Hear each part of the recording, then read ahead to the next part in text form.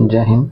ये इकोनॉमिक्स का previous question है और हम यहाँ पर टिक नहीं लगाएंगे बल्कि चीज़ों को समझते हुए और फास्ट रिवीजन कर लेंगे, क्योंकि जितना ज़्यादा आप रिवीजन कीजिएगा उतना आप सफलता के करीब पहुँचते चले जाइएगा। ठीक है, तो चलिए आगे बढ़ते हैं। जो बोला गया है पहला ही क्वेश्चन कि केंद्रीय सांख्यिकी संगठन।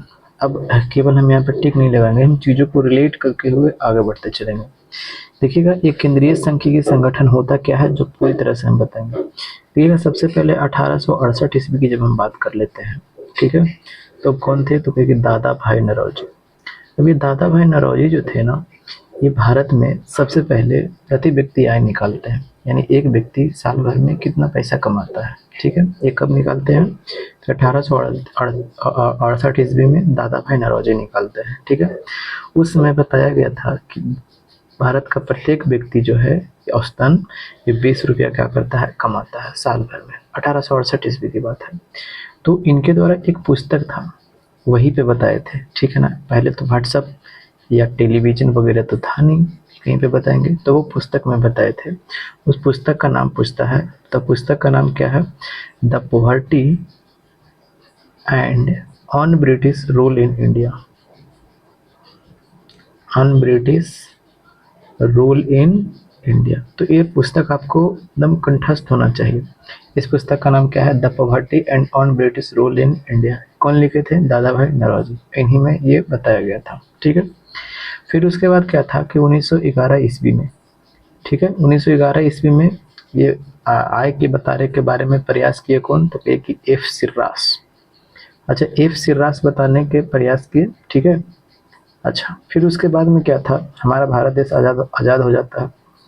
आज़ाद होने के बाद में क्या होता है कि 1949 ईस्वी में, जैसे ही भारत आज़ाद होता है कुछ समय के बाद ही क्या होता है, राष्ट्रीय आय समिति का गठन किया जाता है। क्या किया जाता है, कि राष्ट्रीय आय समिति का गठन किया जाता है। अरे, ये राष्ट्रीय आय समिति के अध्यक्ष कौन थे, तो ये तो बनता है ना, तो हाँ बिल्कुल, इसके अध्यक्ष पूछे जाएंगे। मेंबर कौन कौन थे वो पूछे जाएंगे। तो अध्यक्ष थे पीसी महालनोबिस, प्रशांत चंद्र महालनोबिस थे। ठीक है, सांख्यिकी दिवस इन्हीं के जन्म दिवस पर मनाया जाता है। ठीक है, पीसी महालनोबिस थे। और कौन थे, तो गॉडगिल थे। और एक और कौन थे, BKRV राव थे। BKRV राव थे। तो देखिएगा, ये जो थे ना, ये पीसी महालनोबिस ये अध्यक्ष थे और ये दोनों के दोनों क्या थे, मेंबर थे। जैसे राष्ट्रीय आय समिति, यहाँ पे लिखा गया है राष्ट्रीय आय समिति, तो क्या अकेले ये आय के बारे में बता देती, नहीं, ये अकेले आय के बारे में नहीं बताती। इसीलिए क्या होता है, 1951 ईस्वी में, 1951 ईस्वी में एक संगठन है, उसका नाम क्या है, CSO। उसको हिंदी में क्या बोलते हैं, इसको अंग्रेजी में लिख देते हैं सेंट्रल स्टैटिक्स ऑर्गेनाइजेशन, केंद्रीय सांख्यिकी संगठन। अब देखिए, केंद्रीय सांख्यिकी संगठन। अब देखिए, अगर हम यहीं पे डायरेक्ट हम बता देते हैं तो क्या इस चीज़ को आप रिलेट कर पाते हैं, नहीं कर पाते, तो इसीलिए हम यहाँ तक लेकर के आए।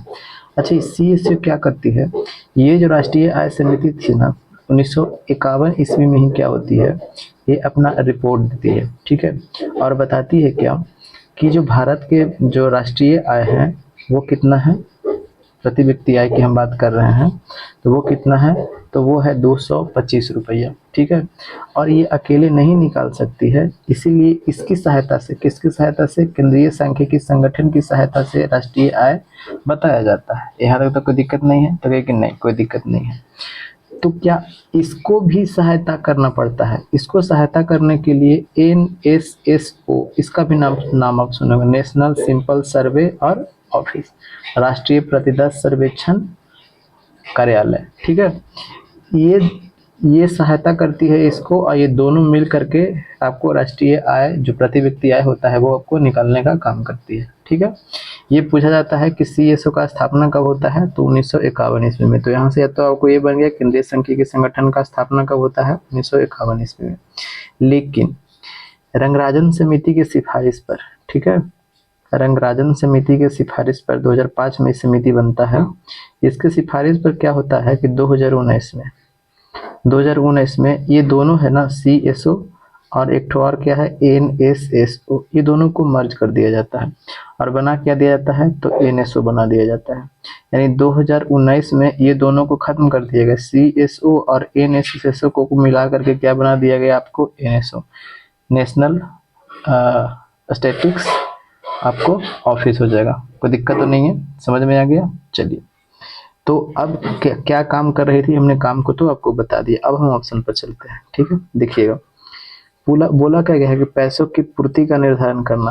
क्या पैसा की पूर्ति के बारे में हमने ये CSO के बारे में भी बताया नहीं ना, तो काटिए इसको। मूल्य निर्धारण करना, क्या किसी चीज का मूल्य निर्धारण कर रही थी, काटिए इसको। राष्ट्रीय आय के अनुमानों का संग्रह, अभी ने हमने बताया कि इसके क्या करती है, ये मदद करती है, यानी राष्ट्रीय आय निकालने में वो मदद करती है। तो इसका आंसर कौन सा हो जाएगा, ऑप्शन नंबर 3। अब देखिए, इस तरीके से हम पढ़ते हैं, केवल आप अगर टिक लगा देते तो एग्जाम में अगर कोई भी कुछ भी घुमाता तो आप घूम जाता है, ठीक है ना। तो इसलिए हमने क्या किया, आपको चीज़ों को अच्छे तरीके से बता दिया, ठीक है। चलिए, कहावत सुने होगा ना कि छोड़िए क्या बताएं, चलिए आगे देखिए। अगले पे कुछ बोला गया है क्या कि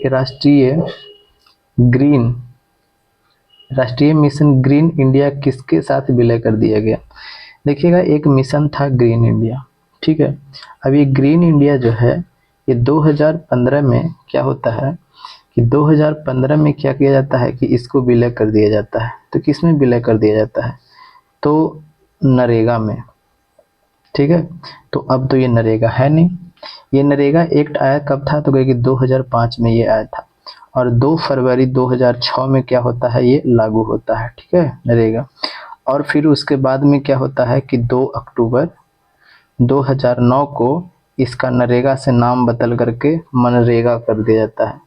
क्या कर दिया जाता है, तो कहे कि मनरेगा कर दिया जाता है। तो अब नरेगा दिया या मनरेगा दे, ठीक है, यानी महात्मा गांधी के नाम पे कर दिया जाता है।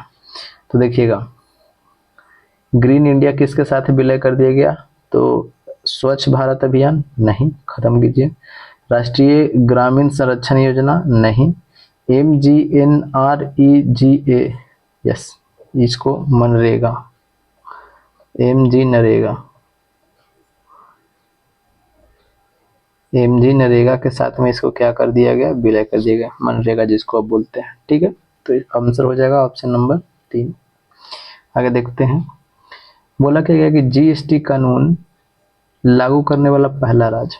अब देखिएगा, GST तो सब कुछ समझते हैं, लेकिन इसके बारे में जब क्वेश्चन पूछा जाता है ना तो घूम जाते हैं कई लोग। देखिए समझाते हैं, ये GST क्या होता है, ये क्या है, तो कहे कि ये एक अप्रत्यक्ष कर है। अच्छा, प्रत्यक्ष कर अप्रत्यक्ष कर समझते हैं नहीं, मतलब कि जिसको ऊपर हम लगाएं, जैसे मैं हम किसी आदमी से कहें कि भाई इतना पैसा दो, अब उसी से हम इकट्ठा मतलब कि तुरंत ले लिया, ठीक है, उसको बोलते हैं प्रत्यक्ष कर। और अप्रत्यक्ष कर में जिस पर लगाएं उससे नहीं लेंगे, घुमा फिरा के लेंगे, ठीक है, दूसरे से लेंगे, ठीक।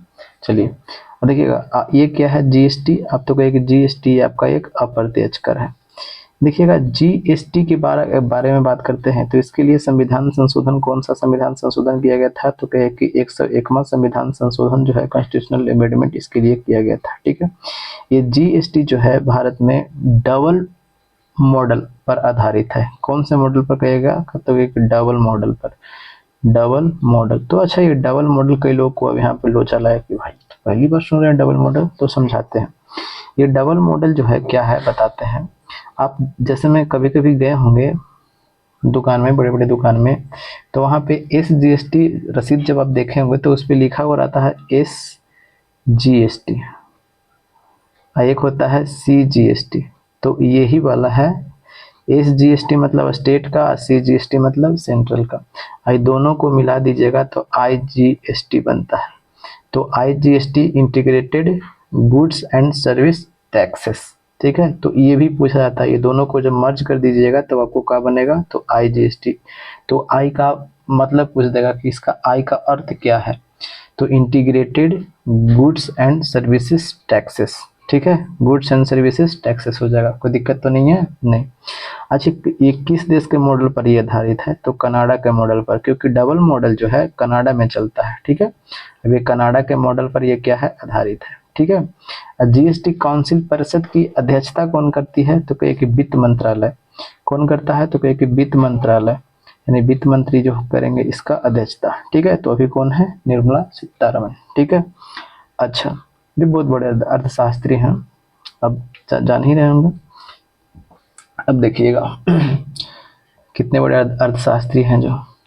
अच्छा, और फिर हम क्या बताया कि इसको लागू कब किया गया था? तो देखिएगा 1 जुलाई 2017 को पूरे भारत में इसको क्या कर दिया गया था? लागू कर दिया गया था। ठीक है, अच्छा, इसको जब लागू किया गया था तो प्रथम राज्य कौन है, यही पूछा गया है। तो फर्स्ट राज्य की अगर हम बात कर देते हैं तो आसाम की अगर हम बात कर देते हैं तो आसाम प्रथम राज्य है जहां पर जीएसटी को लागू किया गया था। तो इतने सारे क्वेश्चन आपको बनते हैं जीएसटी से जो पूछे जाते हैं एग्जाम में बार बार। तो बोला क्या गया कि जीएसटी कानून लागू करने वाला पहला राज्य कौन हो जाएगा? तो असम, ऑप्शन नंबर 3। ठीक, आगे देखिएगा अगला क्वेश्चन जो बोला गया है कि गंगा नदी की सफाई कार्यक्रम के साथ सहयोग कर रहा है।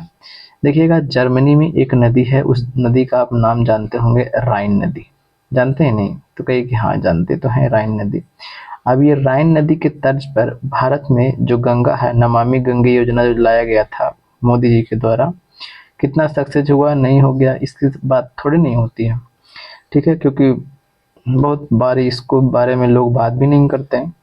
अच्छा, बात जब कर रहे हैं नमामि गंगे योजना जो गंगा नदी को सफाई करने के लिए लाया गया था, तो ये किस देश के साथ में सहयोग किया गया था ये गंगा नदी को साफ करने के लिए? तो ये जर्मनी के साथ। और जर्मनी में एक नदी है राइन नदी, उसी के तर्ज पर गंगा नदी को साफ करना था। ठीक है, जिस तरह से राइन नदी में गंदगी थी उसी तरीके से साफ किया गया था, उसी तरीके से साफ करना है गंगा नदी को। ठीक है, तो इसका आंसर हो जाएगा ऑप्शन नंबर 4। आगे देखिएगा, अब देखिएगा निम्नलिखित उपायों में से जो भारत के भुगतान की स्थिति के संतुलन को सुधारने में मदद नहीं कर सकता। देखिए बहुत गंदा सवाल है। अब गंदा सवाल है तो इतने गंदे सवाल का आपको जवाब थोड़ा अच्छे होना चाहिए, क्योंकि ये सब समझ हो रहेगा तबे बना पाइएगा, वरना चांस नहीं है। ठीक है, देखिएगा, हाँ जो मेहनत कर रहे हैं तो बिल्कुल बनाएंगे, और जो वन लाइनर रट रहे हैं वो थोड़ा सा मुश्किल में पड़ जाएंगे। देखिएगा, रुपये का अवमूल्यन का अर्थ क्या होता है? रुपये का अवमूल्यन का अर्थ होता है कि हम अपना पैसा का वैल्यू क्या कर लिए, बाजार से गिरा लिया। जैसे में हम समझाते हैं, जैसे पर मान करके चलिए कि अभी 80 रुपया में $1 मिल रहा है। 80 रुपया में $1 मिल रहा है। ठीक है, $1 हमको मिल रहा है 80 रुपया में। हमने यानी भारत सरकार ने क्या कर लिया? अवमूल्यन कर लिया। क्या कर लिया? अवमूल्यन कर लिया, यानी पैसा गिरा लिया। मतलब अब $1 जो मिलेगा, $1 में अब कितना रुपया मिलेगा? 90 रुपया मिलेगा। तो यानी देखिएगा पहले 80 रुपया मिल रहा था, अब 90 रुपया मिलेगा, यानी वैल्यू तो गिरा लिए ना, अपना वैल्यू गिर गया ना। तो कहे कि हाँ पहले $1 में 80 रुपया मिलता था, अब 90 रुपया मिल रहा है, 90 रुपया मिल रहा है $1 में, तो वैल्यू तो कम गया ना हमारे रुपया का, इसके तुलना में, डॉलर के तुलना में। तो कहे कि हाँ भैया कम तो गया, बिल्कुल कम गया। तो जैसे में अब अमेरिका का कोई व्यक्ति होगा तो पहले $1 में वो खरीद लेता था कोई बिस्किट, मान लीजिए कि इंडिया से कोई सामान खरीद लेता था $1 में। अब जब खरीदेगा, भारत सरकार ने अब मूल्यांकन कर लिया, तो अब जो खरीदेगा तो क्या उसे $1 ही देना पड़ेगा? तो कहिए कि नहीं भाई, अब तो $1 से भी कम में वो खरीद पाएगा। तब अब आप बताइएगा कि यानी भारत का जो प्रोडक्ट है वो ज़्यादा बिकेगा या कम बिकेगा? तो कहिए कि देखिए भाई, अब तो भारत सरकार ने अवमूल्यन कर लिया है। अवमूल्यन बोलने का मतलब कि अपने वैल्यू गिरा लिया है, पैसे का वैल्यू गिरा लिया है। तो विदेशी लोग तो अब ज़्यादा लेंगे हमारे सामान को, क्यों? क्योंकि उसको तो सस्ता पड़ेगा ना, अब उसको सस्ता पड़ेगा ना माल, क्योंकि $1 पहले 80 रुपया के बराबर था, अब 90 रुपया के बराबर हो गया, यानी अब $1 से कम में भी वो अब सामान इंडिया वाला ले सकता है। तो अब इससे आप क्या बताइएगा, क्या भुगतान की स्थिति में संतुलन को सुधारने में मदद मिलेगा कि नहीं मिलेगा? तो कहिए कि बिल्कुल मिलेगा, क्योंकि हमारे पास पैसा आएगा। पैसा कैसे आएगा? हमारा प्रोडक्ट ज़्यादा से ज़्यादा बिकेगा, विदेशों में ज़्यादा से ज़्यादा, इंडिया का प्रोडक्ट विदेशों में ज़्यादा से ज़्यादा बिकेगा और हमारे पास पैसा आएगा, फॉरेन करेंसी आएगी कि नहीं आएगी? तो कि हाँ। तो क्या है, भुगतान संतुलन करने में मदद करेगा कि नहीं? तो कि हाँ ये बिल्कुल करेगा मदद। तो ये तो सही है, लेकिन हमें पूछा गया है नहीं, तो ये तो नहीं होगा, क्योंकि ये तो सही है, हमें पूछा गया है नहीं, तो इसको खत्म कर देते हैं। अच्छा, दूसरा क्या बोला गया है कि निर्यात पर उच्च शुल्क लगाना। अब जैसे में हम कोई प्रोडक्ट है मेरे पास में, कोई प्रोडक्ट है, मान लीजिए कि हम एक खिलौने का कंपनी है मेरे पास में, हम ये खिलौना को यहाँ बेचते हैं, ठीक है, ये यूएसए में हम जा करके बेचते हैं। अब भारत सरकार ने क्या कर दिया कि निर्यात पर हमसे ज़्यादा टैक्स लेने लग गई, कहेगी कि देखो भैया इस सीमा के पार जाओगे ना, तब हम पहले तो 5% लगता था, लेकिन अब हम 10% लेंगे, यानी सीमा शुल्क अब हम 10% करने लग गए, ठीक है। तब क्या हम चाहेंगे कि अब ये बाहर में जा करके हम भेज पाए? क्यों क्यों नहीं चाहेंगे? क्योंकि भाई पहले हमको 5% टैक्स देना पड़ता था, अब सीधा सीधा 10% टैक्स हमारी भारत सरकार मांग रही है। तो क्या हम बेचना चाहेंगे बाजार में? तो कहिए कि नहीं भाई हम नहीं बेचना चाहेंगे, हम अपना माल इंडिया में ही बेचना चाहेंगे। क्यों हम बाहर जाके बेचना चाहें? क्योंकि हमको 5% एक्स्ट्रा हमको टैक्स देना पड़ रहा है। तब इंडिया में बेचेंगे, तो इंडिया में बेचेंगे तो क्या ये जो भुगतान संतुलन वाला चीज़ है वो हो पाएगा कि नहीं हो पाएगा? तो कहिए कि देखिएगा, यानी पैसा भुगतान करने की चीज़ है, तो अब तो इसको ज़्यादा पैसा देना पड़ रहा है, ठीक है। तो क्या बाहर से करेंसी ये कमा पा रहा है? भुगतान संतुलन हो पाएगा? क्योंकि बाहर जैसे में अब कोई भी चीज़ हम ले रहे हैं तो वो डॉलर में ले रहे हैं, और डॉलर में ले रहे हैं तब उसके लिए भुगतान करने के लिए हमको ज़्यादा से ज़्यादा पैसा देना पड़ेगा, ज़्यादा से ज़्यादा पैसा देना पड़ेगा, क्योंकि हमारा जो माल जो है वो बाहर जब जैसे ही जा रहा है तो वो प्रोडक्ट में क्या उसको बोलते हैं, मतलब कि टैक्स जो है वो ज़्यादा लग रहा है, ठीक है। तो भुगतान संतुलन कर तो नहीं पाएगा, तो ये नहीं होगा, ठीक है। अच्छा, अगर नहीं समझ में आया कोई बात नहीं, हम अगले चीज़ पर देखते हैं, फिर उसके बाद क्लियर हो जाएगा, ठीक है। अब देखिएगा, आयात पर उच्च शुल्क लगाने से, देखिएगा आयात कर रहे हैं, कोई चीज़ हम आयात कर रहे हैं, जैसे मैं मान करके चलिए कि ये इंडिया है, ये इंडिया है। अब ये इंडिया है, यूएसए से कोई सामान मंगाता है, देखिएगा समझिएगा, ये यूएसए से सामान मंगाता है, यानी हर कोई व्यक्ति, जैसे मैं इंडिया वहाँ से कोई चीज़ लाया और पैसा यहाँ पे दे दिया, कोई चीज़ लाया और पैसा यहाँ पे दे दिया, तो क्या ये भुगतान संतुलन हो रहा है कि नहीं हो रहा है? ठीक है। फिर अगले पे देखिएगा, आयात प्रतिस्थापन के प्रोत्साहन, यानी आयात जो हम कर रहे हैं, आयात जो कर रहे हैं वो आयात को प्रतिस्थापन कर दीजिए, मतलब कि उसको दूसरे चीज़ में बदल दीजिए, ठीक है। तो ये भी हो सकता है, ये भी हो सकता है, और ये जो है हमें पूछा क्या गया था कि नहीं कर सकता है, तो कौन नहीं करेगा? ये नहीं करेगा, क्योंकि निर्यात पर अगर हम शुल्क लगा देंगे, ठीक है, निर्यात पर हम शुल्क लगा देंगे तो हमारा प्रोडक्ट बाहर जा ही नहीं पाएगा ना, तो भुगतान संतुलन में मदद कर पाएगा? बिल्कुल नहीं मदद कर पाएगा। समझ में आ गया ना? चलिए आगे देखते हैं अगले पे। आगे क्या बोला गया है कि देश में सबसे बड़ा सार्वजनिक क्षेत्र का संगठन, तो काफी आसान सा क्वेश्चन है, कौन सा है? तो रेलवे है, ठीक है। इसके बारे में हमने बताया था, जैसे में 4 तरह के संगठन होते हैं, कौन कौन होते हैं? एक होता है आपको डिपार्टमेंटल, उस दिन भूल गए थे यही, पहला होता है क्या? डिपार्टमेंटल अंडरटेकिंग, डिपार्टमेंटल अंडरटेकिंग होता है, ठीक है। दूसरी की अगर हम बात कर देते हैं तो स्टेटरी कारपोरेशन, स्टेटरी कारपोरेशन, या इसको आप पब्लिक कारपोरेशन भी बोल दीजिएगा, ठीक है, पब्लिक कारपोरेशन। और तीसरा क्या होता है? तो कहिए कि गवर्नमेंट कंपनी। और चौथा आपको क्या हो गया? तो कहिए कि जॉइंट वेंचर, जॉइंट वेंचर, ठीक है। तो ये डिपार्टमेंटल अंडरटेकिंग जो होता है इसमें सरकार का पूरी तरह से नियंत्रण होता है, जैसे मैं आपको रेलवे हो गया, डाक हो गया, ये सभी के सभी डिपार्टमेंटल के अंतर्गत में आता है, डिपार्टमेंटल अंडरटेकिंग के अंतर्गत में आते हैं, ठीक है, यानी विभागीय के अंतर्गत में आते हैं, ठीक है। अच्छा, स्टेटरी कॉरपोरेशन या पब्लिक कॉरपोरेशन, ठीक है, ये जो होता है इसमें ये भी जो होता है सरकार के नियंत्रण में ही रहता है, लेकिन थोड़ी सी इसको आज़ादी दे दी जाती है, ठीक है, सरकार से थोड़ी सी आज़ादी दे दी जाती है। अब जैसे में अगर हम बात कर देते हैं, जैसे में LIC, तो LIC जो है इसको थोड़ी सी आज़ादी दे दी जाती है, लेकिन इसमें भी नियंत्रण किसका रहता है? ये आपको रहता है सरकार का, लेकिन इसकी जो स्थापना की जाती है ये किसी अधिनियम के तहत में या कानून के तहत में, ये आपको स्टेटरी बॉडी की स्थापना की जाती है। गवर्नमेंट कंपनी क्या होती है? गवर्नमेंट कंपनी जिसमें सरकार का शेयर 51% कम से कम है, मैक्सिमम ज़्यादा ही हो सकता है, 60-70 जितना भी ज़्यादा हो सकता है, उस तरह के जो यहाँ पे कंपनी है आपको गवर्नमेंट कंपनी आपको देखने को मिलती है, जैसे में भेल सेल ये सब जानते ही होंगे। जॉइंट वेंचर क्या होता है? जिसमें सरकार की हिस्सेदारी 51% से क्या होती है? कम होती है, ठीक है। और प्राइवेट कंपनी की साझेदारी क्या होती है? 51% से ज़्यादा होगी, तो उस तरह की कंपनी को जॉइंट वेंचर बोलेंगे।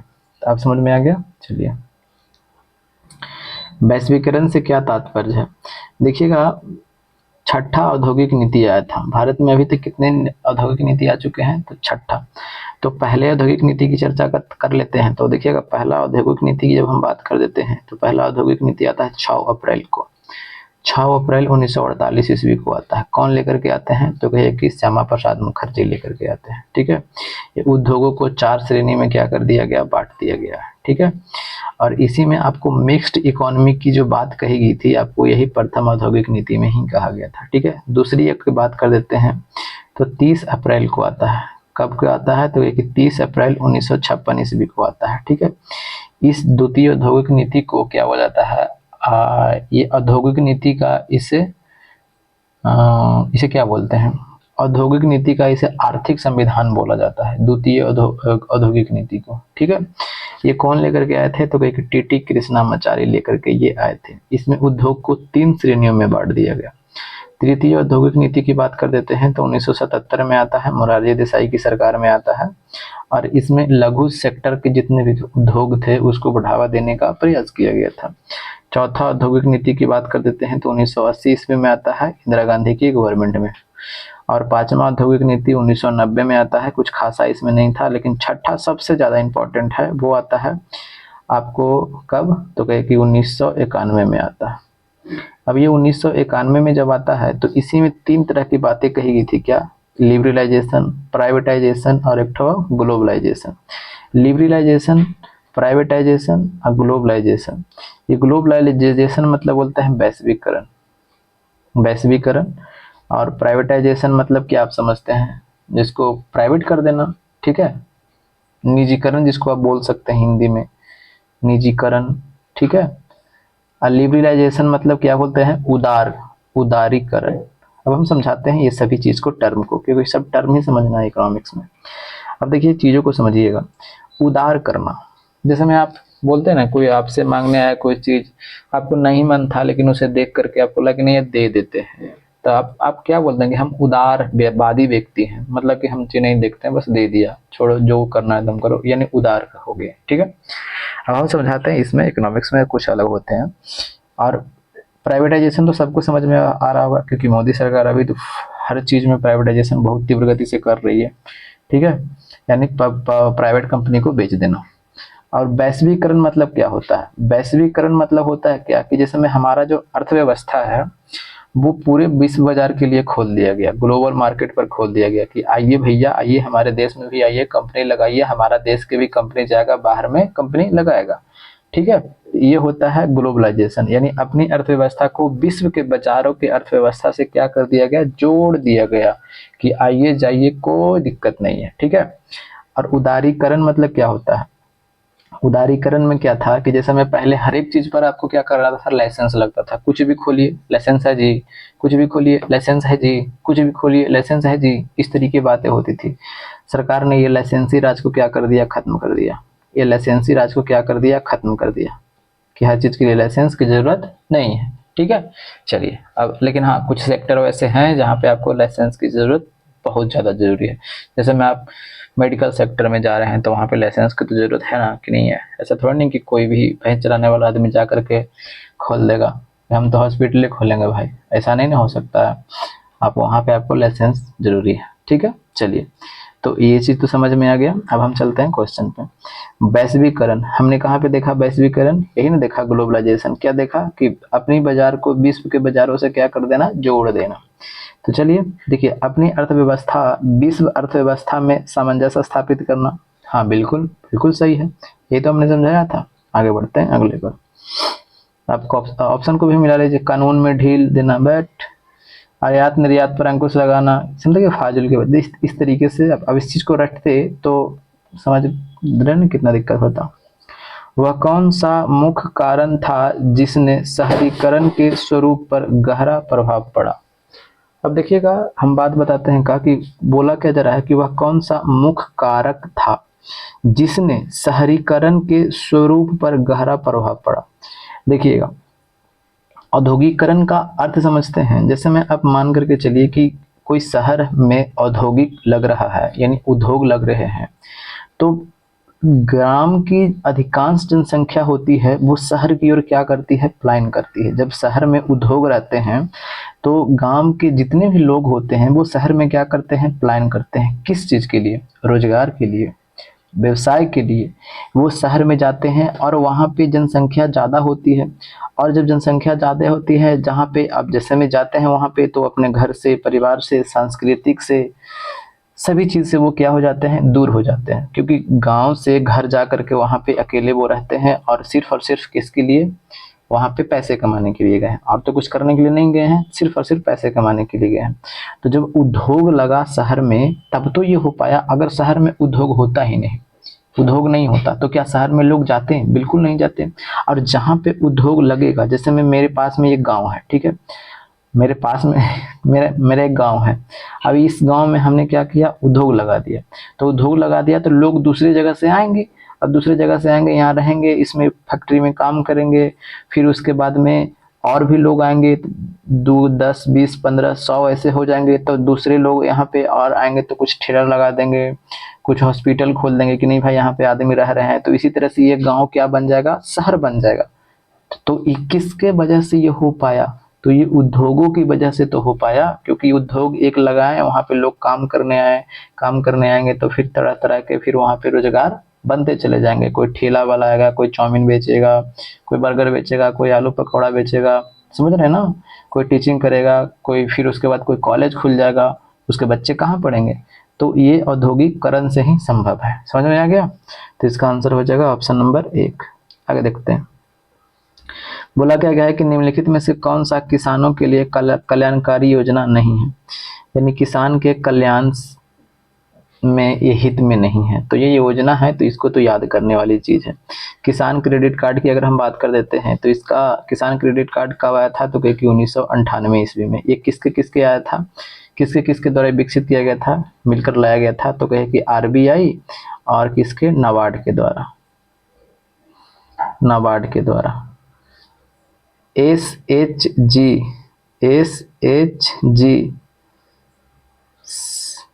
सेल्फ हेल्प ग्रुप, स्वयं सहायता समूह जो है, ये किसान को तो बहुत फायदा कर रहा है आजकल। सेल्फ हेल्प ग्रुप जैसे में किसान को बहुत ज़्यादा फायदा कर रहा है। तो ये भी है किसान के फायदे में है, ये भी फायदे में है। राष्ट्रीय कृषि बीमा योजना, अरे भाई ये भी तो फायदे में है ना। कृषि के लिए बीमा करवाना है कि मतलब कहीं सुखाड़ आ गया, फिर उसके बाद में बाढ़ आ गया, तब क्या होते हैं, सरकार बीमा करती है तो उससे फिर पैसा देती है। सुन, तो ये भी है। तो बच गया ऑप्शन नंबर ये, कर्मचारी रेफरल योजना ये नहीं है। आगे देखते हैं। बोला क्या गया कि भारतीय अर्थव्यवस्था में परिवहन का मुख्य साधन क्या है। परिवहन का मुख्य साधन, जैसे आज भी भारत में सबसे ज़्यादा क्या होता है, जो आपको परिवहन होते हैं, माल ढुलाई, माल आवाजाही, जो ज़्यादा मात्रा में बात करते हैं तो वो अभी भी रोड से ही होते हैं। कहाँ से होते हैं, यानी सड़क से ही होते हैं। देखते हैं कि ट्रक भर भर के ट्रक ये सामान यहाँ लेके जा रहा है, वहाँ लेकर के जा रहा है, ट्रक से ही होते हैं। रेल भी अभी तक नहीं है, इसीलिए ट्रक से होंगे तो वो चीज़ें महंगी मिलती है, ठीक है ना। अगर ट्रेन से होता तो थोड़ी सस्ती होती, अगर वही जल से होता तो और भी सस्ती मिलती, ठीक है। तो आज भी क्या है, तो रोड से ही संभव है, ज़्यादा है। क्या बोला गया है कि किसान कॉल सेंटर, देखिएगा किसान कॉल सेंटर की अगर हम बात कर देते हैं तो किसान कॉल सेंटर का स्थापना जो किया गया था 21 जनवरी 2004 को किया गया था। और हमने केसीसी के बारे में भी बताया, यानी किसान क्रेडिट कार्ड कब आया था, तो 1998 ईस्वी में। अब किसान कॉल सेंटर तो ये 21 जनवरी 2004 को, ठीक है। तो इसका आंसर हो जाएगा 2000 नहीं, 2002 नहीं, 2004 है, लेकिन ये मार्च में दिया हुआ है। तो देख रहे हैं ना किस तरीके से रहता है। आगे देखते हैं अगले पे। बोला क्या गया है कि बहुउद्देशीय नदी परियोजनाएं आधुनिक भारत के मंदिर हैं, ये किस नेता द्वारा तुलना की गई थी। तो ये हमारे पंडित जवाहरलाल नेहरू ने कहा था कि बहुउद्देशीय नदी परियोजनाएं जो है ये हमारे देश का मंदिर है। क्यों कहा था जो हम बताते हैं, थोड़ी सी चर्चा कर लेते हैं बस 10 सेकंड में। जैसे मैं मान करके चलिए कि हमने यहाँ पे कोई डैम बनाया, ठीक है, नदी पर क्या हमने बनाया, डैम बनाया। अब इस डैम बनाया तो इससे क्या होंगे, तो बिजली होंगे। और जब बिजली होंगे तो शहर को ये क्या करेगा, बिजली प्रदान करेगा, गाँवों को बिजली प्रदान करेगा। अब इससे क्या करेंगे हम, नहर, छोटे छोटे नहर निकाल लेंगे, ऐसे ऐसे इधर इधर इधर नहर निकाल लेंगे, इसे से नहर निकाल लेंगे। अब इस नहर जब निकालेंगे तो ये इसको खुदाई, नहर निकालेंगे तो नहर बनाने के लिए हमको खोदना पड़ेगा जमीन को। और उस मिट्टी को क्या करेंगे, उसके बगल में डाल देंगे तो एक रोड बन जाएगा कि नहीं बन जाएगा। तो देखिएगा नहर भी बन गया, रोड भी बन गया। अब जब यहाँ पे आप डैम बनाइएगा तो यहाँ पे पर्यटक स्थल भी बन जाएंगे, आसपास में आपको झील भी बन जाएंगे। तो देखिएगा एक डैम बनाने से आपको कितने सारे फायदे हो रहे हैं। फायदा क्या, पहला फायदा क्या हुआ कि यहाँ पे सबसे पहला आपको बिजली मिल गया, ठीक है। दूसरा फायदा क्या हो गया कि आपके नहर बन गए, ठीक है। तीसरा फायदा क्या हो गया कि सड़क जो आप बनाइएगा तो नहर के बगल में सड़क बना दीजिएगा, जहाँ पे आप मिट्टी डाले थे तो वहाँ पे आपका खर्चा भी कम पड़ेगा, ठीक है, सड़क भी बन गया आपका। और फिर उसके बाद में पर्यटक स्थल भी बन गए। अब पर्यटक स्थल जब बन गए जैसे में, तो फिर उसके बाद में भुंजा ले लीजिए, पर्यटक स्थल पर जब आएंगे तो भुंजा भी लोग बेच देगा, ठीक है। लोग रोजगार भी करने आएंगे, बैलून भी बेच देंगे, क्योंकि ये सब चीज बच्चे भी आएंगे तो वो सब चीज को तो चाहिए ना। तो समझिए कि रोजगार भी के भी अवसर प्रदान होंगे, ठीक है। देखते होंगे कहीं घूमने जाते होंगे तो भुंजा करते रहता है ना। तो एक चीज से आप समझिए कि कितने फायदे हो रहे हैं। तो इसीलिए पंडित जवाहरलाल नेहरू ने बहुउद्देशीय नदी परियोजनाओं को क्या बोला था कि आधुनिक भारत का क्या है, मंदिर है। क्यों है, देख लिया ना, समझ में आ गया। अब इस चीज को रटते ही तो समझ में आता नहीं। तो ऑप्शन नंबर 3 आगे देखते हैं। बोला क्या गया है कि राष्ट्रीय व्यापार के संदर्भ में डंपिंग का अर्थ क्या होता है। देखिएगा डंपिंग क्या होता है, जैसे में क्या होता है डंपिंग का, जैसे में मेरे पास में माल है, ठीक है, हम क्या करते हैं, प्रोडक्शन कर रहे हैं और अपने माल का क्या करते हैं, दूसरे देश में क्या कर रहे हैं कि कम मूल्य पर इसको क्या करते हैं, यहाँ पे सब हम अपना माल को क्या कर देते हैं, फेंक देते हैं, मतलब कि रख देते हैं, डंप कर देते हैं, ठीक है। इससे इसकी बाजार का जो रेट है वो भी खराब हो जाएगा और मेरा माल जो है वो क्या हो जाएगा, सप्लाई में चला जाएगा। फिर उसके बाद में लोग आदी हो जाएंगे, ठीक है। जैसे मैं जियो किया, शुरू में दे दिया फ्री में अपने कम मूल्य से भी कम दाम पर वो दे दिया, और फिर एक समय ऐसा आया कि सबको पैसा लेना ढेरा स्टार्ट कर दिया, अब मजबूरी हो गया। तो यही होता है डंपिंग, यानी कम मूल्य पर ही सामान को क्या कर देना, बेच देना, ठीक है। चलिए, तो क्या बोला गया ऑप्शन में, क्या है, माल को केवल सस्ते कीमत पर पुनः आयात करना, आयात नहीं, हमने अभी क्या बताया, निर्यात, ठीक है ना, यानी हम भेजने, खत्म कर दिए इसको। अवसर गुणवत्ता के समान निर्यात करना, गुणवत्ता की कभी चर्चा ही नहीं किया गया।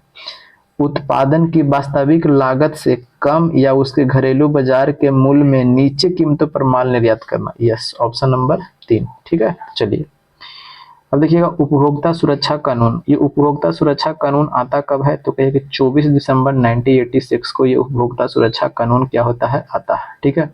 और इसमें क्या गया था, उपभोक्ता समझ ही रहे, यानी हम लोग जो उपभोग करते हैं उसके लिए, तो बेईमानों से बचाव के लिए, क्योंकि बहुत से लोग बेईमानी कर लेते थे, उससे भी था।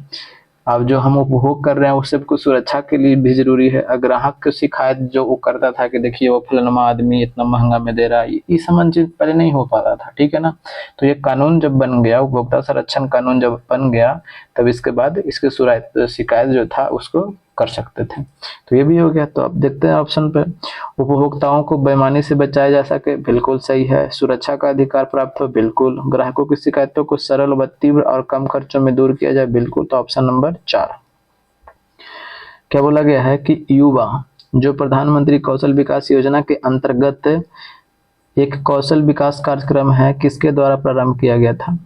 तो देखिएगा इसको छोड़ भी सकते हैं क्योंकि 2018 का एक करंट अफेयर के रूप में है, तो इसको छोड़ दीजिएगा, ठीक है।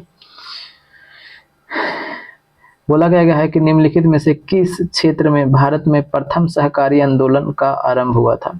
देखिएगा सहकारी आंदोलन की बात किया जा रहा है। देखिएगा सबसे पहले की बात कर देते हैं, तो किसानों की जो था, किसान जो थे ना, किसान ऐसे नहीं कि बहुत संपत्ति हुआ करता था उनके पास में, तो वो साहूकारों से और जो जमींदार से उससे ऋण लेकर के आप वो क्या करते थे, खेती किया करते थे, क्योंकि पैसा तो था नहीं, तो वो खेती किया करते थे। और कई बार ऐसा होता था कि इस पर जो टैक्स लगता था वो बहुत ज़्यादा मात्रा में लगता था, ठीक है, और इसका क्या किया जाता था, शोषण किया जाता था। तो इसी के खिलाफ एक आंदोलन चला था, उस आंदोलन का नाम है कहिएगा कि सहकारी आंदोलन। यानी जो कर ज़्यादा था जमींदारों के खिलाफ ये चलाया गया था, क्योंकि कर वो बहुत ज़्यादा तसीलता था, ठीक है, और तसीलने के क्रम में उसका शोषण भी होता था। तो इसी से उब करके किसानों ने क्या किया था, एक आंदोलन स्टार्ट किया। उस आंदोलन का नाम क्या था, सहकारी आंदोलन। अब समझ में आ गया। तो ये किससे जुड़े हुए हैं, तो आरंभ हुआ तो किससे, तो कृषि से, किसान थे तो कृषि होगा, ऑप्शन नंबर 1, ठीक है। आगे देखिएगा, बोला क्या गया कि किसी वस्तु की कीमत में वृद्धि से क्या अभिप्रेरित है।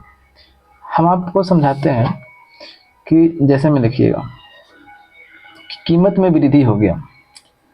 कैसे इसको हम समझाएं आपको, जैसे हम समझाते हैं कि मेरे पास मान लीजिए कि अभी बाजार में 100 केजी प्याज है बाजार में, ठीक है, बाजार में 100 केजी प्याज है, ठीक है। और क्या हो गया कि बाजार में 100 रुपया ही है, ठीक है, तब आसान भाषा में समझाएंगे। बाजार में 100 केजी प्याज है, 100 रुपया ही है बाजार में भी। तो आप बताइएगा कि 1 केजी प्याज का कीमत कितना हो गया, तो कहिए कि 1 रुपया। हुआ कि नहीं हुआ, तो कहेंगे हाँ हाँ बिल्कुल हो गया। लेकिन क्वेश्चन में बोला क्या गया है कि किसी वस्तु की कीमत में वृद्धि, कीमत में वृद्धि, ठीक है, कीमत में क्या हो गया है, वृद्धि हो गया है। तो देखिए कैसे हम वृद्धि करवाते हैं। अभी हम प्रोडक्शन उतना ही, बाजार में हम प्याज उतना ही रखते हैं, 100 केजी ही रखते हैं, और आज क्या करते हैं कि इसको हम 200 रुपये कर देते हैं, बाजार में पैसा बढ़ा दिया, बाजार में हमने क्या किया, पैसा बढ़ा लिया।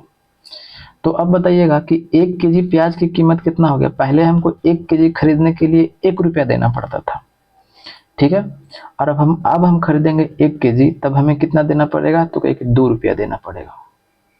देना पड़ेगा कि नहीं पड़ेगा। प्याज अभी भी मार्केट में 100 रुपया ही है, ठीक है, और अब बाजार में पैसा ज़्यादा हो गया है, ठीक है।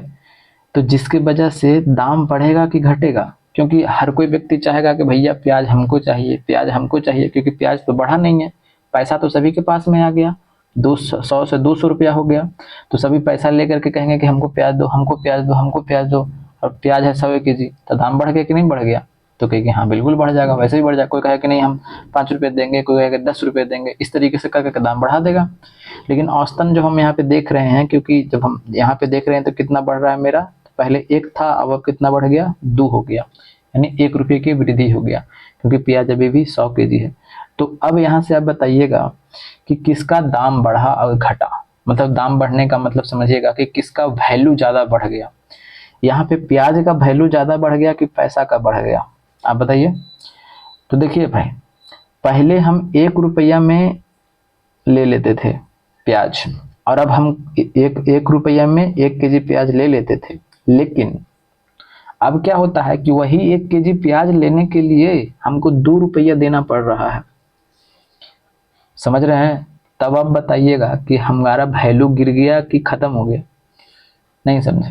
जैसे में हम किसी को अगर डांटते थे तो एक थाप में वो सुधर जाता था, मारते थे तब एक थाप में वो सुधर जाता था, लेकिन अब हमको उसी को सुधारने के लिए 2 थाप मारना पड़ता है, तब वो सुधरता है। तो यानी उसके नज़र में हमारा सम्मान कम हो गया, तब ना 2 थाप उसको मारना पड़ रहा है, यानी डर कम हो गया है। तो बस यही यहाँ पे देखिएगा कि यानी पहले 1 रुपया में हम 1 केजी सामान खरीदते थे, अब हम 2 रुपया में 1 केजी सामान खरीद रहे हैं। तो वैल्यू किसका ज़्यादा है, प्याज का ना, पैसा का तो वैल्यू कम गया।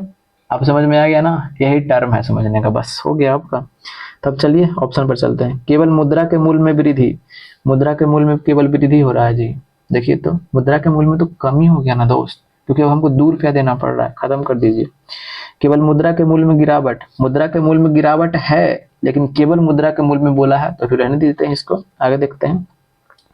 केवल वस्तु के मूल्य में वृद्धि, वस्तु के भी मूल्य में वृद्धि है, वैल्यू बढ़ा है, लेकिन रहने देते हैं अभी। मुद्रा के मूल्य में गिरावट, हाँ बिल्कुल मुद्रा के मूल्य में तो गिरावट हो भी किया है। वस्तु के मूल्य में वृद्धि, हाँ बिल्कुल हुआ है। अब समझ में आ गया ना, तो ऑप्शन नंबर मेरा बेस्ट आंसर ये हो जाएगा 4। तो ये टर्म थोड़े अच्छे हैं, ठीक है ना, ये सब इतने गंदे गंदे क्वेश्चन आपको ना अच्छे तरीके से मेहनत करवाएंगे। तो थोड़ा समय लग गया ज़्यादा आज, ठीक है। तो बस जय हिंद, जय भारत, वंदे मातरम, इनकलाब जिंदाबाद।